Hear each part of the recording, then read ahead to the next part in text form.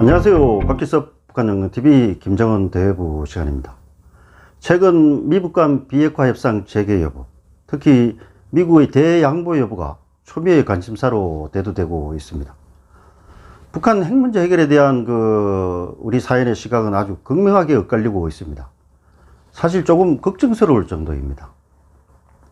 일각에서는 김정은이 비핵화할 것이라는 말을 믿고 선의로 해석해서 액면 그대로 받아들이고 있습니다. 비핵화 협상이 오랫동안 답보 상태에 있는 사실에 대해서도 이른바 내재적 접근법에 의해서 북한의 입장을 이해할 수 있다. 아니, 좀 더 이해해야 한다.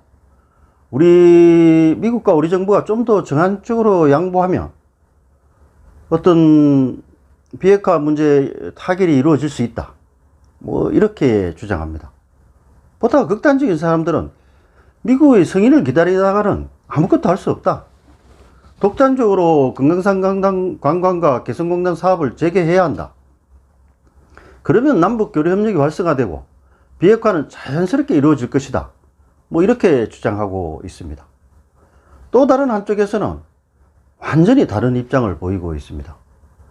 수십 년 동안 북한한테 쏘가왔지 않느냐. 북한이 우리 정부를 겁박하면서 미사일 시험 발사를 재개한 것을 보고서도 김정일의 말을 그렇게 순진하게 믿느냐라고 말합니다. 그러면서 북한의 비핵화는 쇼다. 절대로 핵을 포기하지 않을 것이다. 김정은을 붕괴시키는 것 이외에 다른 대안이 있을 수 없다. 이렇게 주장합니다. 각자 나름의 논리는 있습니다. 한반도 평화에 대한 갈망과 우구충정도 저는 느껴집니다. 그러나 학문의 세계 그리고 현실 정치 외교에서 가장 금기시하고 있는 소망성 사고, 고정관념에 경도되어 있지 않나 하는 생각을 지울 수가 없습니다. 김정은의 비핵화 발언을 굳게 믿는 사람들에게 한번 여쭤보고 싶습니다. 김정은이 말한 비핵화가 북한 비핵화가 아니라 한반도 전체의 비핵화라는 것을 왜 애써 눈 감고 계시는지요? 한반도 전체의 비핵화는 최근 북한이 외무성이나 언론 등을 통해서 연일 강조하고 있는 미국의 전략자산 한반도 전개 금지, 한미합동 군사훈련 연구 중단, 평화협정 체결, 주한미군 철수 등을 목표로 그 과정을 이루어져야 하는 것입니다. 이러한 사실은 2016년 5월 7차 당대가 끝난 지 한 달여에 발표한 북한의 7월 6일 공화국 정부 성명, 그 속에 비핵화 5대 원칙 속에 확실히 명기되어 있습니다. 활자화되어 있습니다. 그리고 김정은이 절대 핵을 포기하지 않을 것이기 때문에 완전한 고립 압박이나 군사 공격으로 김정은을 붕괴시키는 게 최선책이라고 주장하시는 분들에게도 한번 묻고 싶습니다. 이것이 과연 자유민주평화통일을 헌법에 규정하고 있는 대한민국의 공식적인 대북 정책이 될 수 있는지, 중국, 미국 등 주변국들의 입장을 한번 생각해 보셨는지, 저는 중국이 이런 초강경 정책에 참여하거나 묵인할 가능성은 거의 제로라고 저는 보고 있습니다. 여러분들은 어떻게 보십니까? 그리고 2,500만 북한 주민, 400만 북한 당원들, 노동당원들, 이 사람들은 수령을 중심으로 운명 공동체, 적대적 공생 관계에 있습니다. 이런 관계에 있는데 이들이 어떤 다른 행동을 그야말로 결사항전하지 않겠습니까? 저는 이런 북한 정권의 특수성도 고려해 보셨는지 한번 묻고 싶습니다. 그리고 역사적으로도 17세기 경신대기근 당시에, 이 경신대기근 우리나라 역사에서 가장 큰 재해였죠. 이때 당시 조선의 인구가 한 1100만 명 정도 됐는데 100만 명 이상이 굶어 죽었습니다. 그런데 그 이후에 조선은 200년 이상 지속됐죠. 이거는 어떻게 설명하시겠습니까? 멀리 갈 것도 없이 지난 90년대 중반 고난의 행군 때 북한의 발표대로 하면 수십만, 국제사회 이런 인권단체 주장하면 수백만이 굶어 죽은 그 대참사에서도 북한 체제는 지금 멀쩡하지 않습니까? 지금이 그 정도입니까? 저는 아니라고 봅니다. 모든 사안을 선의로 해석하는 것도 문제지만 어떤 아니면 말고식으로 뭐 선동적으로 주장하는 것도 우리는 똑같이 경계해야 합니다. 외교는 현실이고 상대가 있습니다. 상대가 있는 게임입니다. 세계는 오늘의 우방이 내일은 적이 되고 또 원수가 어느 날 친구로 돌변하는 정글의 법칙이 작용하는 것입니다. 다양한 변수를 고려한 치밀한 전략 전술로 대응해 나가야 합니다. 이를 위해서는 현실을 있는 그대로 직시하는 자세가 필요합니다. 색안경을 쓰고 봐서는 안 됩니다. 바른 시술을 위해서는 정확한 진단이 필수이기 때문입니다. 저는 비핵화 협상의 장으로 나온 김정은을 알기 쉽게 설명하기 위해서 가끔 사춘기 아들과 부모간의 대화를 비유로 들곤 합니다. 아들이 공부를 하지 않고 나쁜 행동을 하는 아이들과 어울리더니 급기야 폭력 섞을 행동대장이 되었습니다. 그야말로 골칫거리죠. 그런데 어머니와 주변에서 간곡히 설득하니까 어느 날 어머니한테 이제 앞으로 열심히 공부해서 대학에 가겠습니다. 그러니 좀 격려하는 차원에서 500만 원만 먼저 주시면 좋지 않겠습니까? 그리고 아버지와 형이 다시는 손찌검하지 않게 약속해 주세요. 뭐 이렇게 말했다고 가정해 봅시다. 좀 과한 비유일 수 있지만 설명을 아주 쉽게 하기 위해서 아주 단순한 비유를 들어봤습니다. 아주 단순히 상황을 설정한 거죠. 여러분이 이 아이 부모라면 어떻게 하시겠습니까? 아이고 우리 아들이 이제 철들었구나 하면 뭐 선뜻 돈을 주고 아빠도 아이의 요구대로 약속을 해주겠습니까? 아마 쉽지 않을 것입니다. 돈을 받은 후에 약속을 지킬지 그 돈을 또 어디에 쓸지 어떻게 쓸지를 모르니까요.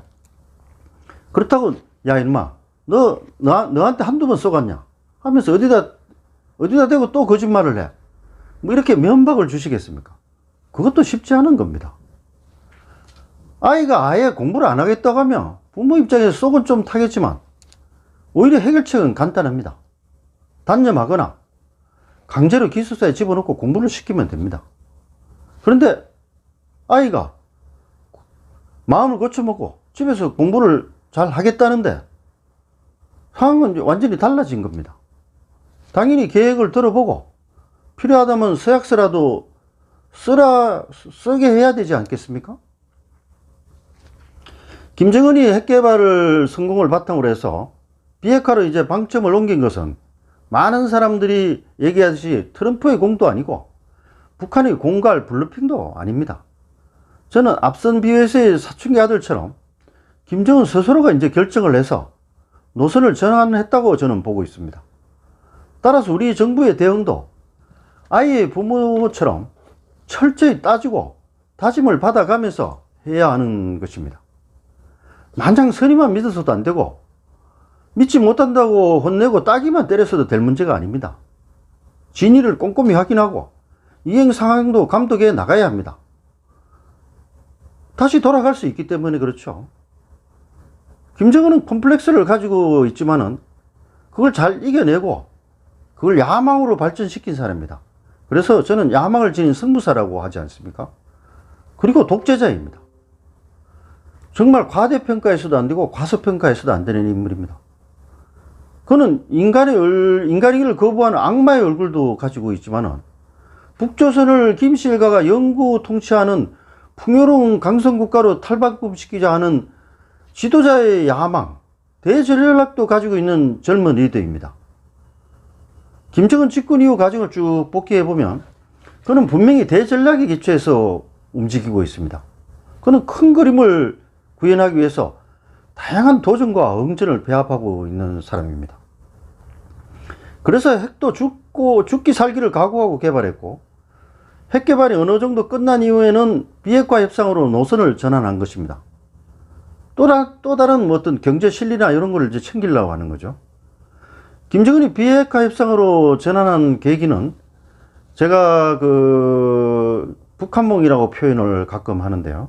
김정은의 그 새나라 건설 구상을 확정한 2016년 5월달 7차 당대회를 저는 그 연원으로 시작으로 봅니다. 김정은은 그 당대 사업총화 보고를 통해서 핵보유국의 지위에 맞게 대외관계 발전에서 새로운 장을 열어나가자고 강조했습니다. 이는 핵개발 성공 이후 정책 전환도 이미 암죽 모색하고 있음을 보여주는 정자입니다. 이러한 정세 인식하에서 6차례의 핵실험과 2017년 11월 미 본토를 사정거로 하는 ICBM 발사가 계획안대로 성공됨에 따라서 이제 핵경제 건설 병진 노선의 또 한 축인 경제 개발로 눈을 돌리기로 결정했고, 그래서 특히 2018년 2월 평창 동계올림픽이라는 절호의 기회를 놓치지 말아야 한다는 판단이 비핵화로 정책을 대전환하게 된 결정적인 요인이라고 평가합니다. 체제 안전판이 이제 어느 정도 확보되었으니까 체제 발전 쪽으로 눈을 돌리기 시작한 것이라고 할 수 있습니다. 이처럼 그 국제사회의 대북 제재는 북한이 비핵화로 나오게 한 제1 요인은 아닙니다. 뭐 중요한 요인은 됐지만은요. 북한은 군핍과 내핍이 일상화된 나라입니다. 그리고 김정은은 북한 주민이 다 죽어 나가더라도 눈 하나 깜빡하지 않을 독재자입니다. 이러한 사실을 우리는 간과해서는 안 됩니다. 북한이 2018년부터 추진하고 있는 비핵화 협상 정책은 한마디로 변수형 비핵화 전략이라고 저는 개념을 규정했습니다. 그 변수형 전략의 큰 프레임은 세 가지로 볼 수 있는데요. 먼저 첫 단계는 비핵화 의지 표명으로 명분을 확보한다. 그럼으로써 제재 강화와 군사 공격을 예방하는 것입니다. 두 번째는 협상 단계입니다. 그런데 그 비핵화 협상의 방식과 속도, 그거는 북한이 결정한다는 것입니다. 북한식대로 한다는 겁니다. 그래서 이러한 원칙을 관철시킴으로써 체제 안전도 도모하고 실리도 확보하는 뭐 이렇게 한다는 거죠. 그래서 핵 폐기는 한미합동훈련 연구 중단, 평화협정 체결, 뭐 미북 수교, 주한미군 철수, 뭐 이런 체제 안전 보장 목표가 달성되는 최종 순간에 실행한다는 것이죠. 세 번째 단계는 일종의 플랜 B입니다. 사실상의 진짜 목적일 수도 있죠. 협상이나 합의 이행을 하는 도중에 북한이 설정한 단기, 중장기, 최종 변수가 자기들 마음대로 충족이 되지 않으면, 또 한국이나 미국에서 혹시 김정은을 반대하는 정권이 들어서면 지금까지 확보한 경제 외교적, 나아진 경제 외교적 여건을 가지고 핵 보유국으로 다시 돌아선다는 것입니다. 그래야 그런 여지를 남기는 거죠. 그래서 하여튼 꼭 먹고 알 먹고 이런 다양한 변수의 상황에 적응할 수 있는 게 저는 북한의 노림수라고 저는 생각하고 있습니다. 따라서 가칭 변수형 비핵화 전략은 그 이름과 달리 핵을 포기하지 않기 위한 프로세스, 다시 말하면 핵 군축을 노리고 있는 전략 전술일 가능성이 매우 큽니다. 그래서 또 강조합니다. 우리는 북한의 전략 전술에 대한 정확한 분석을 기초로 북한을 상대해 나가야 합니다. 북한의 변수형 비핵화 전략에 기초한 그 협상 태도는 핵 보유를 추진하는 국가, 핵을 포기하고 싶지 않은 국가의 입장에서 볼 때 당연한 전략 전술, 협상 태도입니다. 북한은 이렇게 치밀한데 우리가 북한의 고차원적 협상 전술을 그냥 선의로만 받아들이고 추종한다든지, 사기라고 비난해서 매듭을 풀 수 없게 만든다든지, 그러면은 그 결과, 그 성패는 뻔한 게 아닙니까? 탁 쫓던 게 지붕 쳐다보는 격이 되고 김정은에게 대래 크게 당할 수 있는 상황이 올 수도 있는 것입니다. 그래서 우리가 북한 비핵화 목표를 달성하기 위해서는 먼저 철저한 한미 공조가 중요합니다. 이러한 공조하에서 북한의 단기, 중장기, 최종 변수로 활용한 비핵화 전략 전술에 어떻게 대응할지에 대한 명확한 원칙을 설정해야 합니다. 그런 연후에 북한의 프레임이 아닌 우리의 프레임으로 북한을 끌어들여야 합니다. 좀 시간이 걸리고 어렵더라도 전공법으로 대처해 나가야 합니다. 이를 위해서는 비핵화 전반을 포괄하는 로드맵에 대한 합의부터 이끌어내야 합니다. 그 다음으로는 신속 처리안건, 패스트 트랙, 그리고 비핵화 합의를 위반할 경우에 제재를 보다 강화하는 선회백 원칙도 반드시 포함시켜야 합니다. 특히 북한이 비핵화를 한다고 약속한 이상 가능한 비핵화의 첫 단계부터 핵무기, 핵물질 등의 과거핵도 일정 부분 반드시 포함되어야 합니다. 그렇게 초기 단계부터 핵무기가 폐기되어야 한다는 것입니다. 둘째, 이러한 협상과는 별개로 한미 간 핵 공유 협정 체결 등 플랜 B도 함께 검토 준비해 나가야 합니다. 북한이 비핵화 타임테이블을 계속 늦추거나 거부할 가능성에도 대비해야 하기 때문입니다. 북한은 핵 문제는 한반도 비핵화 원칙을 견지하면서 대화로 해결하는 게 맞습니다. 그렇지만 불가피하게 우리도 핵무장을 하지 않을 수 없는 상황이 올 수도 있다는 것입니다. 경험적으로 입증된 국제사회의 그 확실한 핵 문제 해결책은 공포의 균형 아닙니까? 우리 정부도 당연히 여러 옵션 중에 이런 공포의 균형도 당연히 시나리오의 하나로 포함시켜야 합니다. 이걸 버리고 우리가 핵 문제를 해결할 수 있을까? 저는 버리는 것보다 카드로 쓰는 것이 훨씬 더 핵 문제를 평화적으로 해결하는 데 도움이 된다고 봅니다.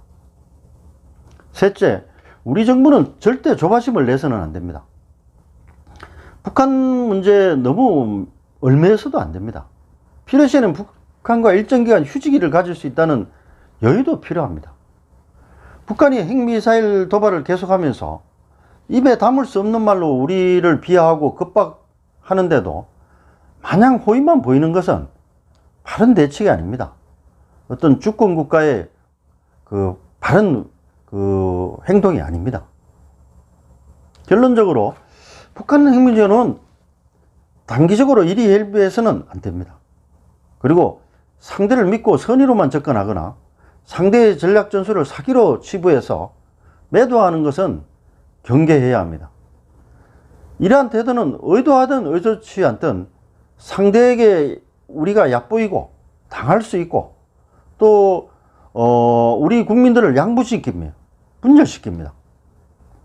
그래서 우리는 이러한 이분법적 논리를 지향하고 사안의 본질과 상대방의 수를 정확히 분석하고 치밀하게 대처해 나가야 합니다.